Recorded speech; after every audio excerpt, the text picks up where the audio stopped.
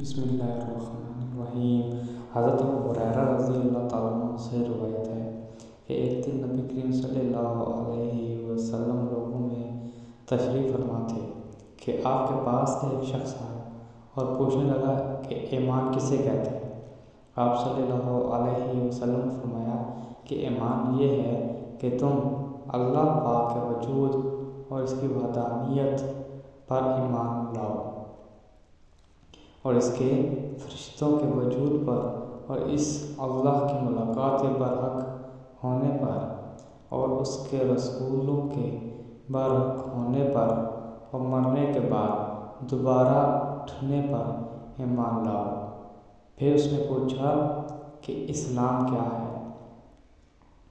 آپ صلی اللہ علیہ وسلم نے پھر جواب دیا کہ اسلام یہ ہے کہ تم خالص اللہ کی عبادت کرو اور اس کے ساتھ کسی کو شریک نہ بناؤ اور نماز قائم کرو اور زکوٰۃ فرض ادا کرو اور رمضان کے روزے رکھو۔ پھر اس نے احسان کے متعلق پوچھا۔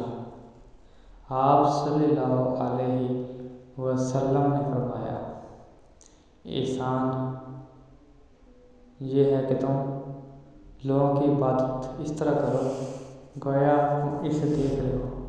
اگر یہ درجہ نہ حاصل ہو تو پھر یہ تو سمجھو کہ وہ تم کو دیکھ رہا ہے۔